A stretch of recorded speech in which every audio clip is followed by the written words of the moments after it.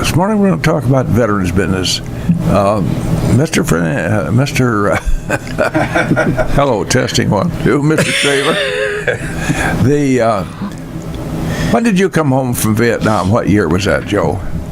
I came back in spring of '69. Spring of '69. And I think the first morning you were here, you must have put on a pair of shoes and said, I'm going to help my fellow veterans. And that's what he's dedicated his time to. And we appreciate that. And that's really kind of one of the reasons you're with us, you and your buddy Marsha, who, by the way, Eminence Christian Church put on a great breakfast for the veterans last week. Yep. And Mrs. Fernandes and the Eminence Christian Church folks go all out for us.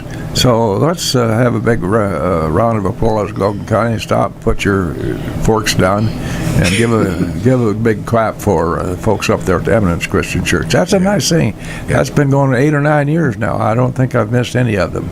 And Marsha, do you want to talk about that just a minute? Well, the men's group at Eminence Christian Church would meet the first Saturday of every month. And this was prior to COVID, when the men's group was a few men more than there are now. And we had a mission meeting one Sunday after church, and they were talking about the men's breakfast. And I mean, God just put it on my heart and said, how about you guys feed our veterans in November? So that's kind of how it started, and everybody was on board immediately, and it's a highlight of our year at Eminence. So everyone looks forward to it, and our congregation's maybe about 30 strong, and we have 8 or 9 veterans in that church. And then the group in the kitchen represented probably, about 1/3 of our whole population in there slinging hash on Saturday morning. So it was all hands on deck. Well, it certainly is. And on a serious note, I like to have a little fun now and then, sometimes here at the mic. When that group got up there, I choked up when they sang our national anthem. Seriously. I remember one of the first years. Every year I did it, I got a little better, and I hesitated to have the men and women stand to talk about military service, because my dad was a Marine at Iwo Jima, would not talk about his service. Joe Schaler never comments about his service. It was very significant. And I remember I asked some girls from Lincoln Christian University to come and sing. I didn't know what they were planning to do, but they started out the morning with the national anthem, and I watched as all of them pushed their chairs back and grabbed their walkers and their canes, put their hands on their hearts, and they sang with them. And I stood in the back of the room with a tear rolling down my cheek, trying to hold it together. It was really awesome to see. By the way, I was pleased to see it. I didn't know how long he's been there, but you get yourself a nice pastor in Henry Johnson. Yes. Fine man. We've had Henry here, and we're going to bring him back soon. Maybe last part of this month to talk about Thanksgiving and so forth. Yes, we're very blessed to have him. I have a great deal of respect for that gentleman, and so you're lucky to have drawn him. He's very respected community-wide, yes, for his service at the prison, and now he's ministering to us. And L.C. Sutton and Henry changed jobs. L.C. Sutton went to prison, and Henry came to us. Well, we better qualify that. L.C. didn't go to prison per se. Henry talks about being in prison all the time. So. Yeah. Judy and I used to be some of the core of folks who went out there to the prison on Saturdays to read. That was kind of an interesting experience. I think the Lutheran group from Springfield, they would bring books, big boxes of books. Right. And the patrons out there, the folks who live out there, would select a book to read to their children at home. And I found it a very interesting experience. I sat there one day, and a guy sang the book to his kids. And that guy had a good voice, and I was just kind of riveted. So that was an interesting experience the old man's enjoyed. That's a great segue to some. L.C. Sutton just recently reached out to me, and they are looking for volunteers to come back out, because I think they had about 25 volunteers pre-COVID, and now they are looking for people to come out and be mentors and fill in some gaps with some volunteer time. He's asked me to help, and I'm still kind of on the fence about that. But anyway, I know that they're looking for people to help. Well, all right, you folks out there and listening, Glenn, that's not a big deal to give that much of your time. It's a big deal for those boys, and they Women. also do that for the ladies, too. But those prisoners look forward to that. And some of them are quite good at reading to their kids. And it's kind of, it's a study in personalities, and it kind of makes you glad you give up that time on a Saturday morning. I'm sure. Yeah. So, Joe, let's talk a bit about our Danny Fredericks at the Veterans Service here. Tell us about that office and what it does for the veterans here in Logan County, and where it's located. Thank you again for having us here. Appreciate it, Bill and Loyd. It's always an honor to be here, especially on Veterans Day week. The office, for those who don't know, is at 122 North McLean in Lincoln. Dan has been there 6 years now, and we had a meeting. We had our quarterly meeting last month, and was looking at some of the things, the highlights of those 6 years.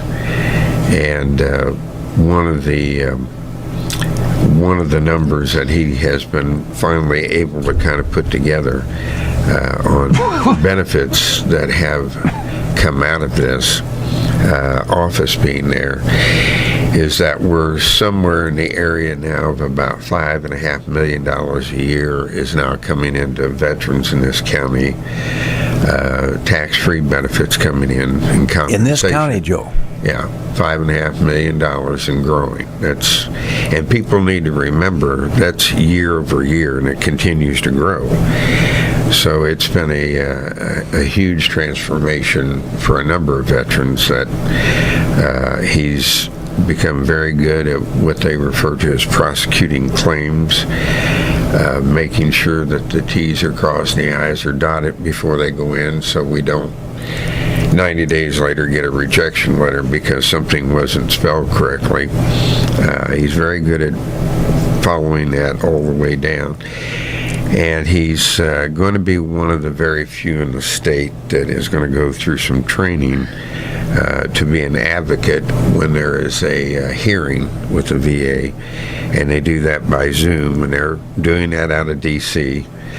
And there's only a couple of them in the state, but that's a case where the veteran wants to contest a particular hearing or a decision, and then you have someone trained that is a service officer who has been certified that they can represent the veteran.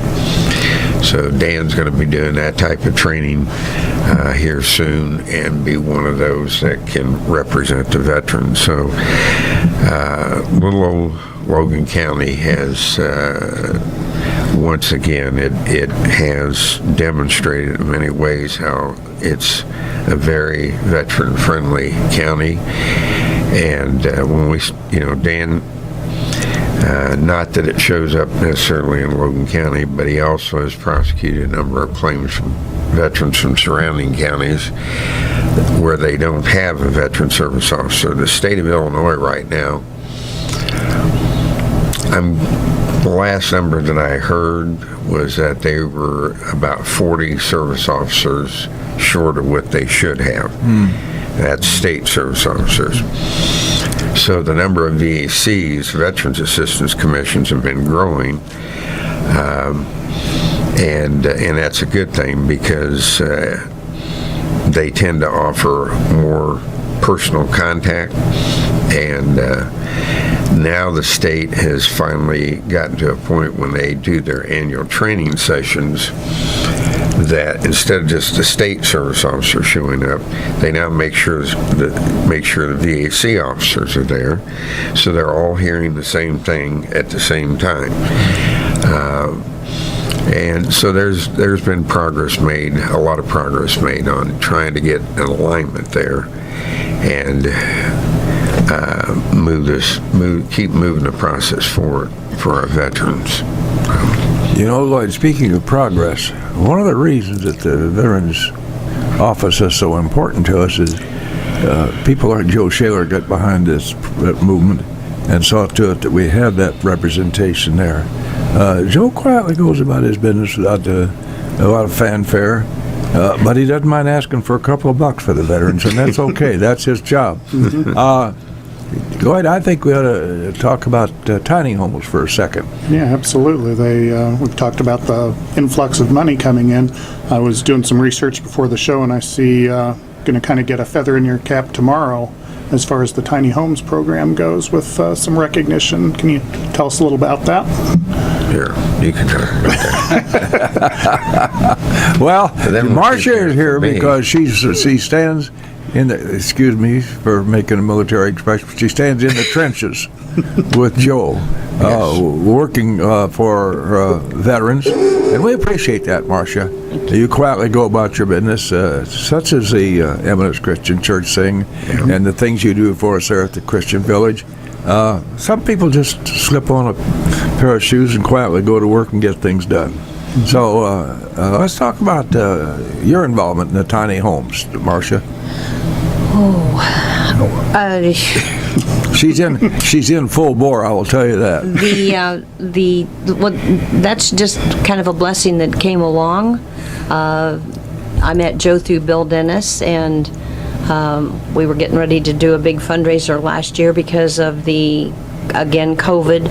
A lot of the military organizations in Logan County, their coffers were suffering from not being able to do fundraisers. So a year ago, September, there were, I think, 8 or 9 Logan County veteran organizations that went together to embark on a huge fundraiser that we had out at the Lincoln Banquet Center, and we were able to give each of them a pretty good amount of money to help sustain them a little bit till we got past COVID.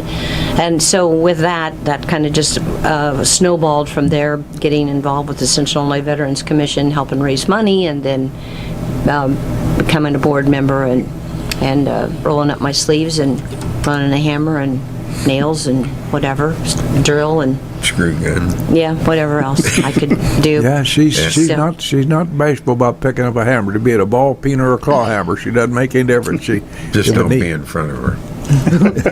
I'm pretty accurate most of the time. But anyway, so I have enjoyed that. We've had 3 homes built now and completed in 15 months' time, I think it was, 14 months' time.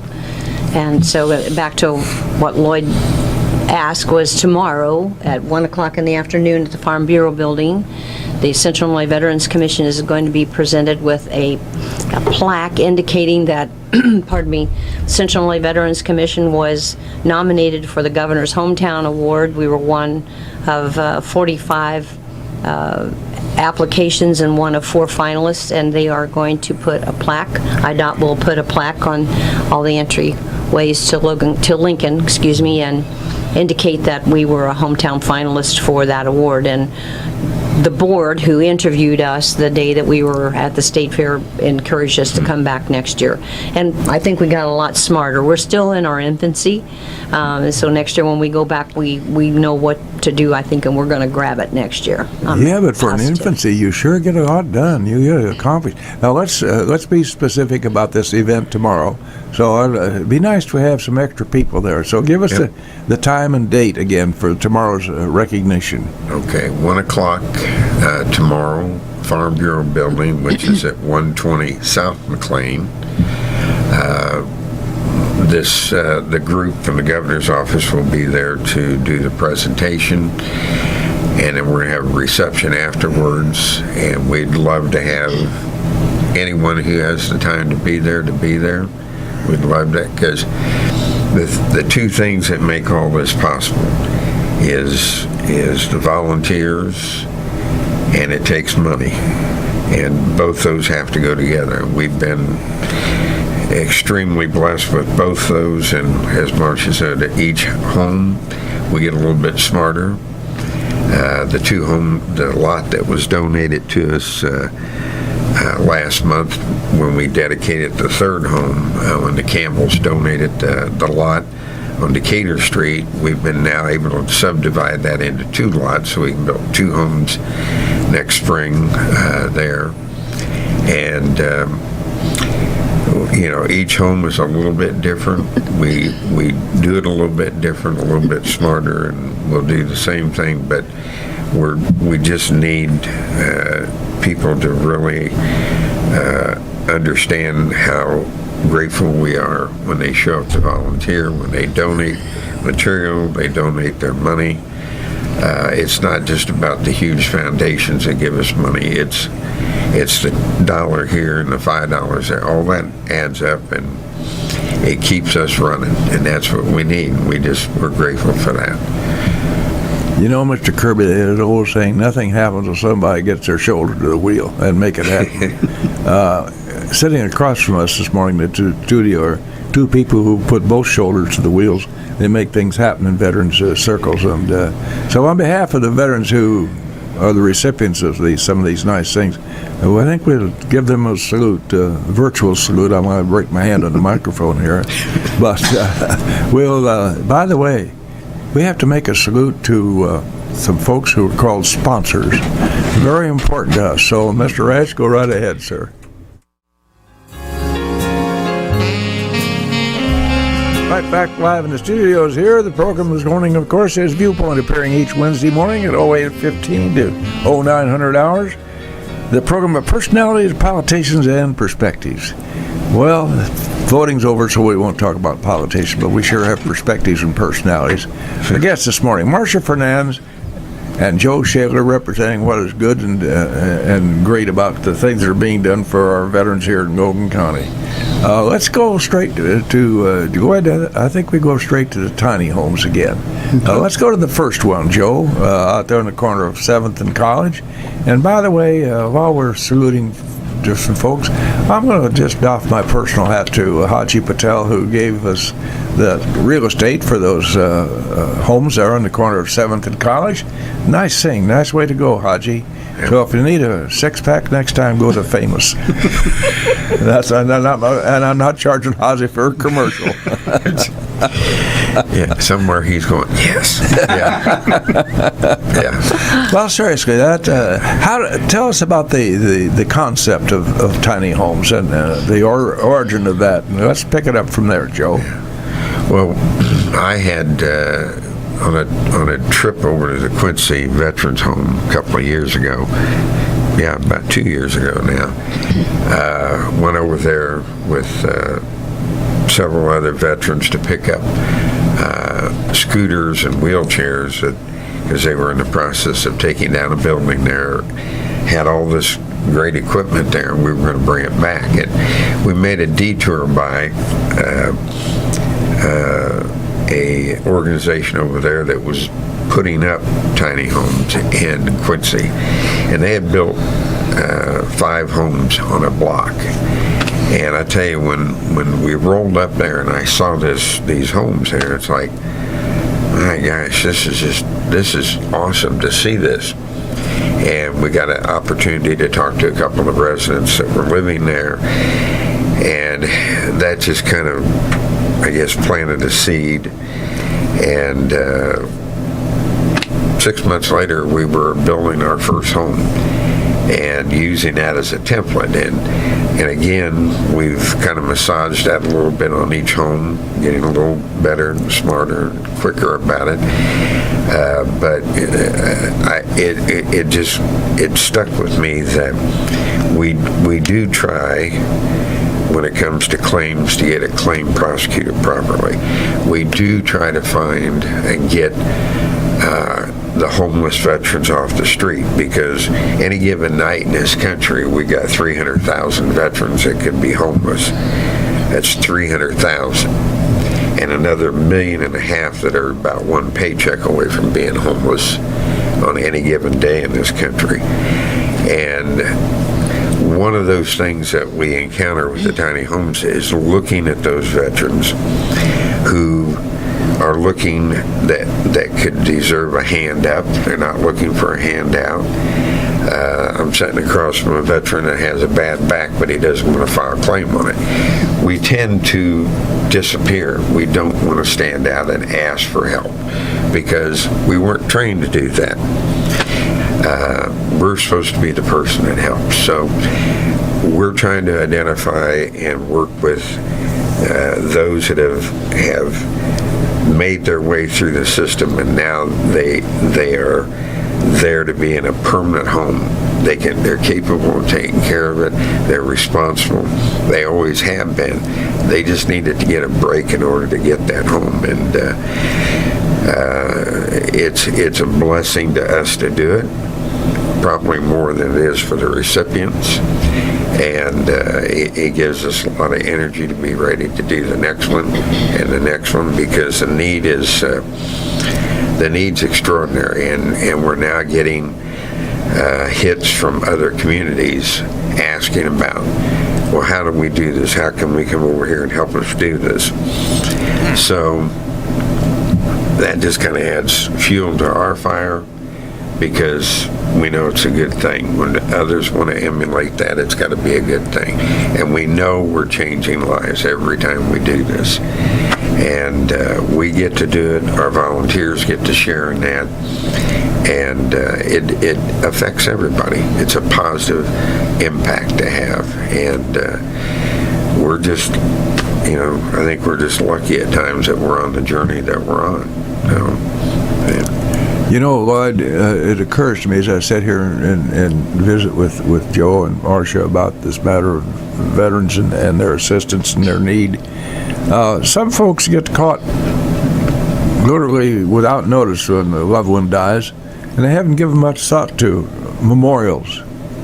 And so may I suggest that a family who suddenly finds himself in that position, they're kind of groping around as to what to use for memorials, that Logan County Veterans, would that work as far as the name is concerned? Absolutely, And then, yeah. So, and your funeral director could take care of directing that to the right place. So just a thought, if you're looking for someplace for a memorial for a loved one, Logan County Veterans would be very appropriate. Yeah. And the loved one would probably really like that idea. Absolutely. Yeah. And if any listeners out there, if you have questions or comments for our guests, feel free to give us a call, 217-648-5510, the number to call. And as Mr. Gossett said, we're talking with Joe Schaler and Marsha Fernandes from the Central Illinois Veterans Commission. With it being Veterans Day this week, I'm sure you've got lots of activities and different things happening on. Can you kind of tell us what your office does and maybe what's going on around the county in honor of veterans this week? Well, there's a couple of things. On Veterans Day in Lincoln at 10:30 at the VFW will be the annual Veterans Day ceremony there, which includes the American Legion 263 Honor Guard will be there. Trying to think, on the 13th that evening, I'm not sure that you can still get into that, but if you have RSVP to the St. John's dinner at the American Legion for Veterans that Sunday evening, please be there because they're counting on that participation to be there. There's other. I'm trying to think around town what else there might be in the county. Atlanta is doing something, but I can't tell you what time, but I'm going to presume it's around the 10 or 10:30 range for Atlanta. Westlake of Broadwell, right? You've got a microphone there, Marsha. I think she's right. Yeah. Well, West Lincoln Broadwell has been very instrumental in helping the Central Illinois Veterans Commissions with, the first year we did Hoops for Heroes, the money went to Land of Lincoln Honor Flight. Then subsequently we've taken that money for the Central Illinois Veterans Commission, but Heather Baker and the staff at WLB have been so instrumental and open-armed about being right on board, helping with the veterans, and they are teaching those little ones out there that the cost of freedom is not free. And I know they're having a program Thursday. They're not having their big gymnasium program, but they're having people come in. Are you speaking out there Thursday? But anyway, Heather did send me an email that they are having guests come in and talk to the kids, and tomorrow, Wednesday, the kids are watching the movie Unbroken about really? Zasparini. Was that his name? Zasparini, the World War II veteran that was a prisoner of war. Anyway, so shout out to WLB, because I know they're doing something during the day for their students on Thursday as well. So. And I'm trying to think here. On Saturday at 1 o'clock at the Legion, American Legion, Lincoln American Legion 263, at 1 o'clock, the Daughters of the American Revolution have a program, and I believe his name is Mike Creed is going to be the speaker, and he is a former guard of the Tomb of the Unknown Soldier. Oh, really? So he is speaking at 1 o'clock on Saturday at the American Legion, so I'll give a shout out for that. It's also Marine Corps' birthday, and Marine Corps League is having a dinner. Prior to that, at 10 o'clock, Marine Corps League is also dedicating a new ramp at the Lincoln Airport Museum. That's at 10 o'clock. And after that, I think they're also having a chili cook-off that the museum is having in the hangar there as part of the celebration of dedicating that. So that's an important addition. You're testing my memory bank awful tough here. A lot of dates you're throwing out. Why don't you send me an email with these dates you're talking about? Well, it took me a minute to start unraveling this in my brain, what's going on here. And but I want to jump back what we were talking about earlier.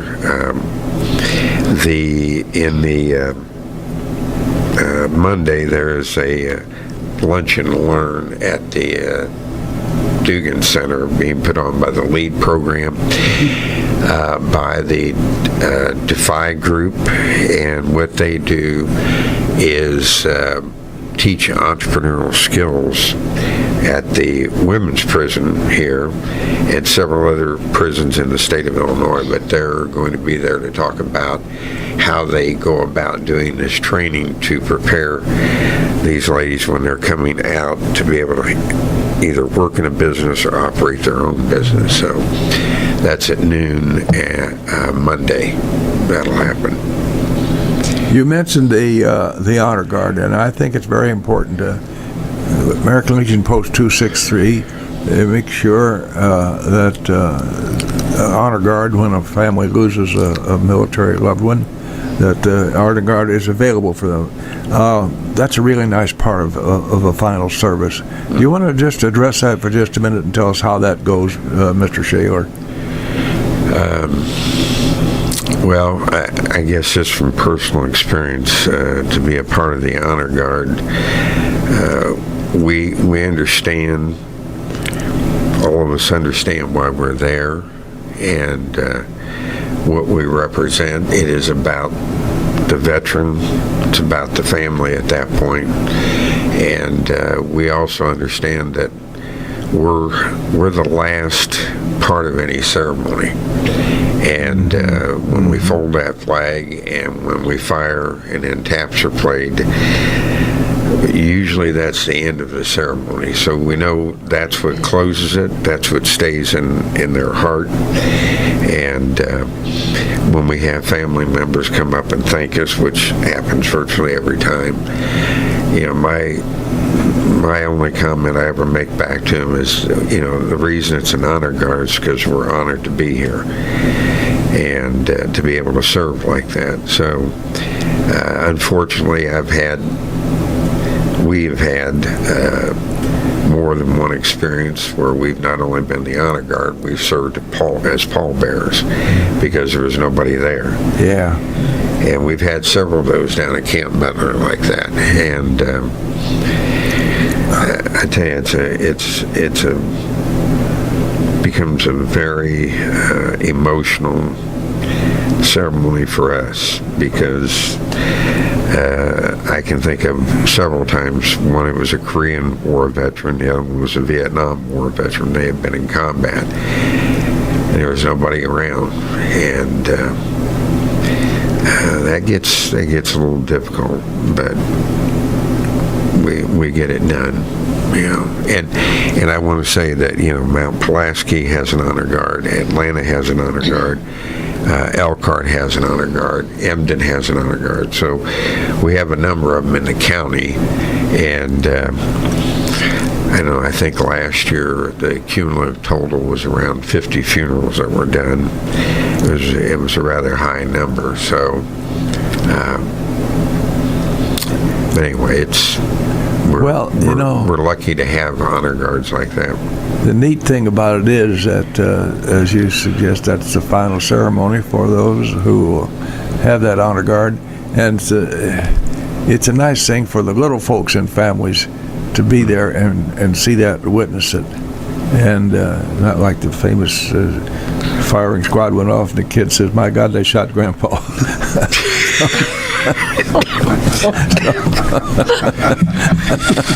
Oh boy. Okay. But it's nice to put perspective on these things, and it's really important. That's a very sobering experience, and I'm just going to give a shout out to a young friend of mine who does an excellent job with the presentation of the flags at that particular time in the service. Bob Sullivan does a fine job of that. Yeah. He does it with aplomb and graciousness, and it's a neat part of the service. So I want to call to your attention, folks, that weather is not a factor for them. When it comes time for honor guard services, they show up in every kind of weather that there is, and sometimes they're the only ones there because of inclement weather. Yeah. But they're there, and that's important, Loyd. Yeah, absolutely. Yeah. I'm curious, you talked about some of the events like the West Lincoln Broadwell event, educating students about Veterans Day and veterans experiences in general. I'm curious, do the students, like grade school age that day today, do they have any sense of what veterans went through, or how do you kind of tell that story to them in a way that will make them sort of understand and appreciate? I have 4 grandchildren that attend at WLB, and the first time I went to their veterans program in the gymnasium, I can't remember if Joe or Bill was speaking, but when the event was finished, they asked the veterans to file down the middle of the gym floor to exit the gym, and each side of the middle of the gymnasium was filled shoulder to shoulder with children with posters and signs and cards that they handed to these veterans saying thank you. It's entrenched in my brain. Say, speaking of grandchildren, my dear, we'll extend this program for 10 minutes while you want to talk about your grandkids. This girl is the luckiest girl ever. She's got the best-looking grandkids that God ever created. Thank you. And they are that. So we like to kid Marsha out there. One of these days we're going to have to catch the day when they're not in school, and we have to bring them on Tuesday morning. Oh boy. The girls like to talk, I can tell you that. Yeah. And talking about kids, and Joe, I want you to jump in on this one because I know you know the numbers better than I do. Before the homes are built for the Central Illinois Veterans Commission takes 2x4s to all the schools in Logan County for those kids to write messages on those 2x4s, and they go in the walls when the studs are erected and the house is standing, the framework is standing. There are messages in there from over 2,000 kids from the county. It's a sight to behold. If you can stand in that doorway and look at all those messages and not get a lump in your throat, it's something to see. And they write messages and draw pictures. The early childhood kids were not able to write, and so they just took and finger painted the whole board red, white, and blue. It's one of my favorite boards, I remember. Yeah. And since we just finished an election, I'm going to tell you the funny story. I always tell this when Joe and I go talk. We were sitting at a board signing, and I looked down, and there was a picture of a dinosaur drawn by some very young person, and underneath it said Trump 2024. And it just very funny, and it struck me funny. I thought, well, that little boy's been indoctrinated. So anyway, since we just finished an election, I thought that'd be a funny story to tell. And a footnote to that is that when we show up now, anywhere with 2x4s, Yeah. and the kids are coming by, they just now automatically walk over and they're looking for a pen to sign their name. Isn't that So neat? Yeah. we've now done this enough that it's kind of ingrained. Hey, there's a 2x4, sign your name on it, and they just put it down, walk away, and the parents are looking at it like, "What are you doing?" We signed these boards. Right. Okay, so we're getting a message reversed here is the kids are telling the parents, this is what this is for. So they're spreading that gospel for us a little Right. bit. Yeah. And the student council at WLB raised money through their Valentine sales and donated that money to the CIBC for our homes. They brought lunch to us when we were building houses this summer. The local 4-H kids came out and hung insulation in one of the houses. So the word's getting out there. Yeah. And we love to see those little people coming with hands on Yeah. and learning about what we do and why. So with the winter coming, I'm sure there's nothing as far as physical building with the tiny homes that can take place, but If Joe had his way, yeah, but no. but are there plans like dates when the next homes will go up, or have you planned that far ahead yet that you have specifics on that? I would say probably April we'll start putting the footings in for 2 homes, and we'll probably dig and put the footings in on both homes and then move over to one just to get it built, and then we'll go to the other one. But for, again, that time factor is to get both those done when you have the equipment there, cover one up, build the other one, then you can move over to the other one. And that'll cut down probably a week or 2 of time in trying to build both those homes. So, but yeah, and by then we're probably going to have a pretty good idea where we're going after that, and possibly communicating with one of these other cities that may be ready for us to go there and demonstrate to them what we do, so then they can pick it up and go from there. So, yeah. Joe, were you a Logan County boy? No, I was a Marion County boy. What, sir? I was a Marion County Marion boy. County, down south. No, that's Indianapolis. Yeah, oh, okay. Yeah. You weren't even in the line eyes, so to speak. He's a No. Hoosier. I've been here about 20 years. What made you drop your anchor here, Joe? A woman. There you go. What better reason? And a neat lady she was. God love her. She was a special lady. Yes, she Yeah. was. And a great helpmate to you down through your years here. Yeah. Joe, in your military experience, when did you report for military duty? When? September 4th, 1967. Yeah. I left out of Indianapolis and went to San Diego for the Marine Corps boot camp. After that, I was back after January of 68. Reported into Camp Pendleton in California, Marine Base, and 3 days later we were in Vietnam. Boy, that was fast. Well, that was, I reported in the next day after I reported in is when the Tet Offensive began, and within 48 hours they took our battalion and had us in the field at Way. We were the only battalion in 15 years that went from stateside into direct combat in under 48 hours, because we were the last ones left on the West Coast. So President Johnson flew out, greeted everybody, shook everybody's hand in that entire battalion, and told us basically that our comrades in the 9th Marines were being overrun in Way, and they needed help. And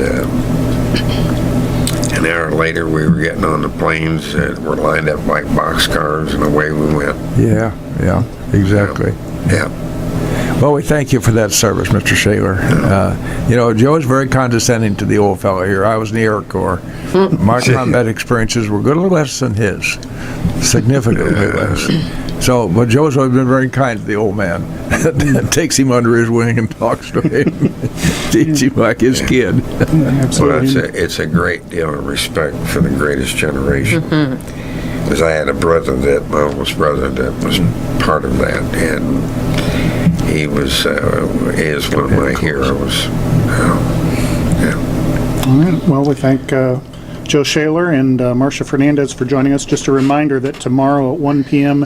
at the Logan County Farm Bureau Building, 120 South McLean Street, will be the Governor Hometown Awards sign dedication ceremony honoring the Tiny Homes Project and the City of Lincoln. Again, that takes place at 1 p.m. with a reception to follow. And folks, if you can show up, absolutely show up and support your veterans and support the organization. So. And thank you, Thank Marsha you. and Joe, very much. Thank you. Thank you. Thanks for having us. Yeah.